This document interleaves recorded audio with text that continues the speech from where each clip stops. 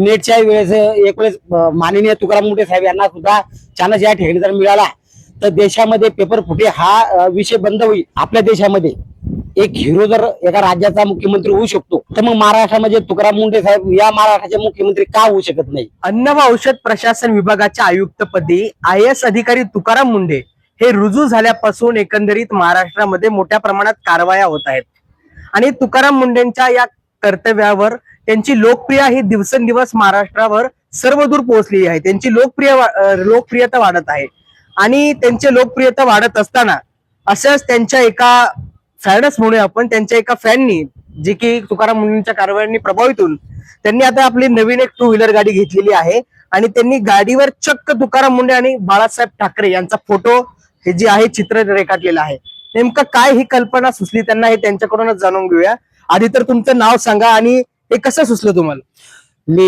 माझं नाव गणेश सोनवणे असून मी एक त्या बुलढाणा जिल्ह्याचा सामाजिक कार्यकर्ता असून अनेक आंदोलन माझ्याकडून शेतकरी दिव्यांग किंवा इतर प्रकारचे आंदोलन महाराष्ट्र लेवलले सुद्धा झालेले आहे आणि मी पहिल्यापासून हृदय सम्राट माननीय बाळासाहेब ठाकरे यांचा भक्त असल्यामुळे आणि माझे आराध्य दैवत बाळासाहेब ठाकरे असल्यामुळे आणि आता मुंडे साहेबाची एक प्रतिमा स्वच्छ प्रतिमा माझ्या मनात रुजल्यामुळे मी माझ्या गाडीवर त्यांचं चित्रफित या ठिकाणी लावलेलं आहे.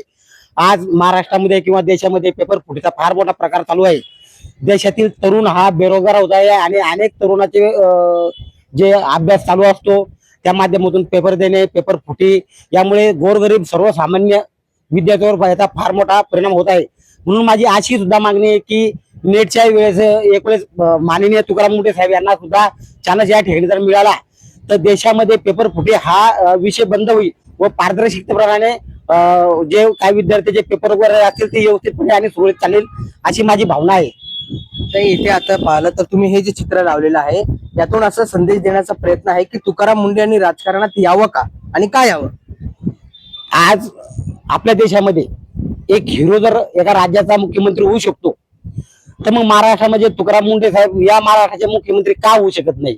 हा एक प्रश्नार्थक कोड आहे आणि हा एक प्रश्न कालांतराने मुंडे साहेब जर राजकारणात जर आले तर हा महाराष्ट्रातील बेकारी बेरोजगारी सुशिक्षितांना नोकऱ्या आणि महाराष्ट्रामध्ये होणारा भ्रष्टाचार हा 100% थांबेल असं मला या ठिकाणी माझं मत व्यक्त वाटतं. तुकाराम मुंढे जर राजकारणात आले तर भ्रष्टाचार कुठेतरी थांबेल असं तुम्हाला वाटतंय?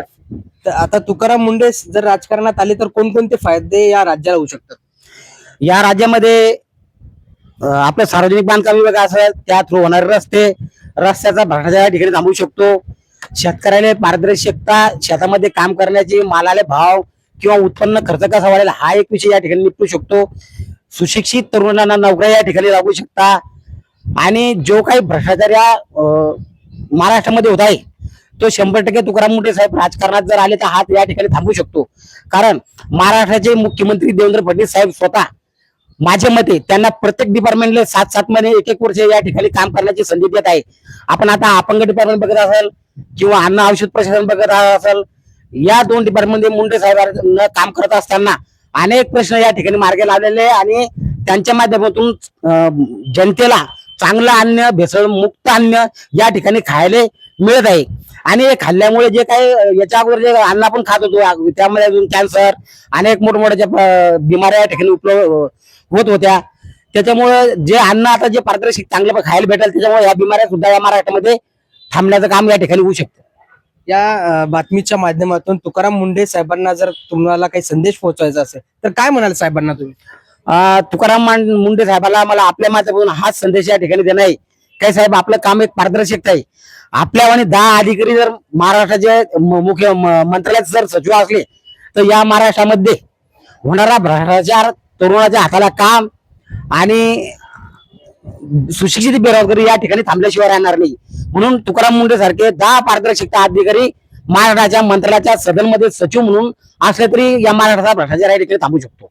आज दिल्लीमध्ये जे विद्यार्थ्यांचं आंदोलन सुरू आहे एकंदरीत सगळ्या गोष्टी आपण पाहतोय तर अशा ज्या प्रकरणावरून तुकाराम मुंढे यांच्यासारख्या अधिकाऱ्यांची आवश्यकता किती भासते आपल्याला?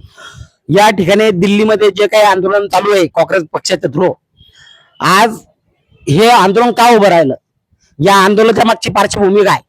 कारण या देशामध्ये सुशिक्षित बेरोजगार अनेक झालेले अनेक तरुणी MPC UPC माध्यमातून अभ्यास करत आहे कुणी नेटचा करतं, कुणी कशाचा करतं, आणि एवढं श्रम किंवा एवढे प्रशिक्षण करून सुद्धा जर या देशामध्ये पेपर फुटीसारखा जर हा प्रकार होत असेल तर या ठिकाणी माननीय तुकाराम मुंढे साहेब सारखा एक प्रामाणिक आणि कर्तव्यदक्ष अधिकारी या ठिकाणी या विभागामध्ये असणे अत्यंत फार गरजेचं आहे, जेणेकरून विद्यार्थीची पेपर फुटी होणार नाही आणि सर्वसामान्याला गरीबातला हुशार मुलगा सुद्धा चांगल्या पदावर या ठिकाणी जाऊ शकतो.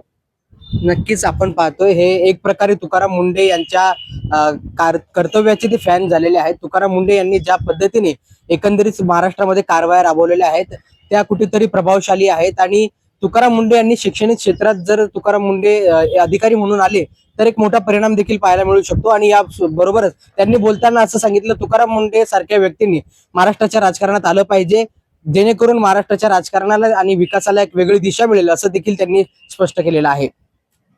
story.com साठी अभिषेक वरपे, बुलढाणा.